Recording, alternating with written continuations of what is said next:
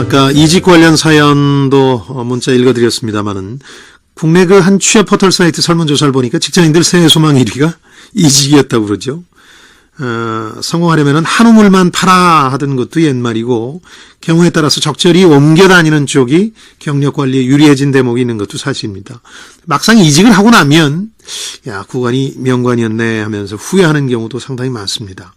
자, 성공하는 사람들은 어떻게 커리어를 관리해 나가는지 오늘은 성공하는 사람들의 이직 디테일에 대해서 알아보겠습니다. 어떻게 성공적으로 이직할 수 있을지 제니 휴먼 리소스의 김소진 대표와 함께 하겠습니다. 김 대표님 안녕하세요. 네, 안녕하세요. 직장인들이 뭐 이직을 많이 희망하고 있는 건 알고 있었습니다만은 새 소망이 이직이다 뭐 이렇게까지 얘기하는 건 좀 충격적인데 실제로 얼마나 많은 직장인들이 이직을 희망하고 있습니까? 지난달 26일 한 취업 포털에서 직장인 553명을 대상으로 2013년 새해 소망에 대해서 조사한 결과가 있는데요. 예. 이직이 24.4%로 1위, 2위로는 연봉 인상 및 승진이 18.3%, 그 뒤로는 연애와 결혼이 각각 3, 4위를 차지하면서 직장인 4명 중 1명이 이놈의 직장 때려치워야지 라며 가슴속에 사직서를 품고 이직을 희망하고 있는 것으로 나타났습니다. 네. 그렇게 이제 이직에 대한 갈망이 크다 그런 얘기인데 글쎄요, 이런 설문조사 결과가 아니더라도 이직을 꿈꾸는 직장인들이 많은데 그 직장인들이 이직을 고민하게 되는 가장 큰 이유는 어떻게 나왔습니까? 이직 사유로는요, 연봉이 낮아서, 기업에 비전이 없어서, 상사나 동료와 잘 맞지 않아서가 큰 비중을 차지하고 있고요. 예. 그 외 업무 부적응이나 출퇴근 거리 때문이라는 의견도 있었습니다. 그렇겠군요. 연봉이 낮거나 기업에 비전이 없다고 판단될 때 미련 없이 이직하는 게 좋은 선택입니까? 어떻습니까? 네, 국내 상위권 대학 출신의 30대 초반 남성의 경우 예. 국내 대기업 마케팅팀에서 사회생활을 시작했습니다. 회사에 비전이 없어 2년이 안 돼서 다른 대기업으로 이직했고요. 예. 이후 일이 너무 많아서 회사가 멀어서 원하지 않는 부서에 배치되었다는 이유로 짧으면 6개월에서 길게는 2년 만에 회사를 떠나서 벌써 6번째로 현재는 선배들이 하고 있는 작은 회사에서 근무 중인데 조직이 너무 작아 또다시 이직을 준비 중이라고 합니다. 네. 마케팅으로 시작해서 영업 지원, 구매, 총무 등 많은 분야를 거쳤지만 워낙 기간이 짧아 딱히 어떤 한 분야에 전문성을 가지고 있다고 말하기도 민망한 상황으로 그렇겠죠. 다른 곳에 추천하기도 어려울 정도로 커리어가 망가져 있었습니다. 예. 이처럼 이직 사유는 여러 가지가 있을 수 있겠지만 잦은 이직은 독이 될 수 있으며 예. 이직이 습관이 될 수 있으므로 신중하셔야 합니다. 이직이 습관이 될 수 있죠. 예. 그런 분들도 직장인들 가운데는 있는데 그런 건 참 신중하게 결정을 하셔야 되겠죠. 직장인 입장에서라면 뭐 지금보다 훨씬 높은 연봉 제안한다면 거절하기가 쉽지 않을 것 같은데 연봉이 이직의 동기가 될 경우 이럴 때는 어떻게 해야 됩니까? 회사에서 높은 연봉을 줄 때는 반드시 이유가 있다고 봐야 되죠. 예. 지금 받는 연봉보다 높게 받는 만큼 업무 강도가 강해진다는 것을 각오하셔야 합니다. 그렇죠. 예. 직장인들이 부러워하는 억대 연봉자들은 주어진 근무 시간 8시간 이외에 거의 매일 추가 근무를 하면서 주말에도 하루나 하루 반 정도는 업무와 그에 관련된 곳에 시간을 투자하고 있습니다. 연봉이 가장 높기로 유명한 우리 한 대기업 계열사의 경우에는 보니까 직장인들이 한 17시간 일하는 게 아니냐 이런 농담까지 하던데 참 네. 높은 연봉에는 반드시 대가가 따른다는 것도 이직할 때 이 직장인들이 고려를 하셔야 되겠죠. 네네.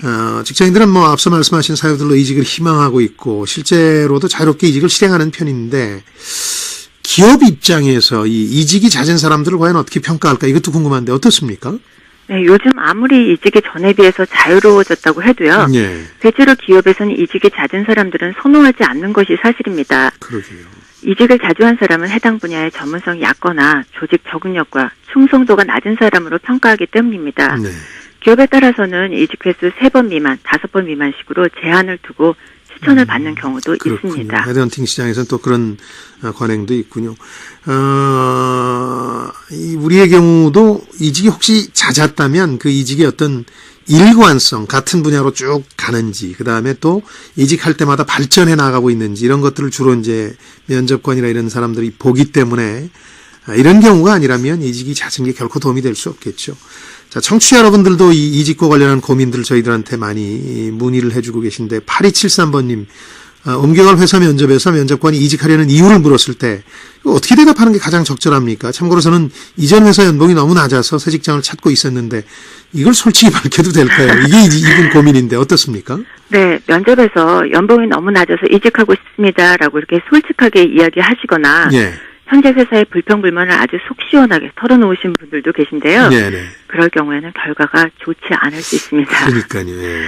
네, 면접관들은 그 순간 이 사람이 우리 회사에 들어와 일하다가도 다른 회사에 갈 때 회사에 대해서 이렇게 얘기하겠구나라고 그렇죠. 생각하기 네. 때문입니다. 네. 그래서 그런 답변보다는요. 예. 지금까지의 경험을 바탕으로 이제 좀 더 큰 역할을 맡아서 제 역량을 발휘해야 될 때라고 생각하기 때문에 커리어 개발을 위해 도전하게 되었습니다라고 말씀하신다면 예. 자신감 있는 모습과 진취적이고 도전적인 면이 부각되어서 좋은 인상을 남기실 수 있습니다. 그렇군요. 또 1551번 님도 이제 이직 노하우를 좀 질문해 오셨는데요. 이직하는데 지금 회사 퇴사일하고 옮기는 회사 입사일이 맞지 않으면 이거 어떻게 해야 됩니까? 하고 질문 주셨는데 현재 직장, 옮겨갈 회사 모두에 지장 없도록 하기 위해서 어떻게 대처를 해야 될까요? 네, 우선은 옮기는 회사의 양해를 구하고 지금 회사에서 대체 인력을 찾아서 인수인계까지 깔끔하게 하고 떠나는 것이 마무리를 잘하는 게 좋겠죠. 네, 두 회사 모두에게 좋은 인상을 남길 수 있습니다. 네.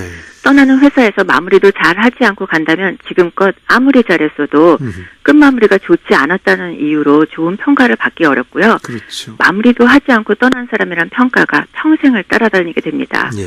그리고 새롭게 가는 회사 또한 그렇게 온 것을 안다면 우리 회사에서 이직할 때도 저렇겠군 하며 또 걱정을 하실 수 있기 때문입니다. 네. 마지막으로 이직을 해야 되겠다 이렇게 결심한 분들을 위해서 꼼꼼하게 따져봐야 할 점들 좀 마지막으로 짚어주시면 어떤 게 있을까요? 네, 이직 시 가장 중요한 것은요.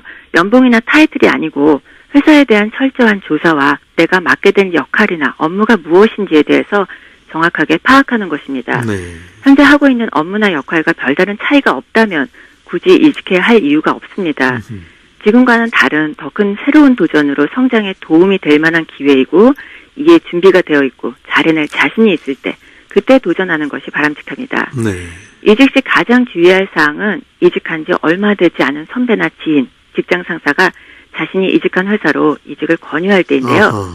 아직 그 회사의 사정도 잘 모를 뿐더러 상사나 선배의 자리가 위태로워지면 따라온 본인의 자리도 없어질 확률이 크다는 것을 명심하셔야 합니다. 이런 경우가 왕왕 있죠. 이직한 지 네네. 얼마 되지 않은 선배나 지인이 야, 같이 일하자 이렇게 권유하는 경우인데 이런 경우는 상당히 좀 주의를 해야 되겠다. 그런 네. 말씀이시군요. 자, 성공하는 사람들의 디테일 오늘은 이직을 위한 디테일을 배웠습니다. 제니 휴먼 리소스의 김소진 대표였습니다. 고맙습니다. 네, 감사합니다.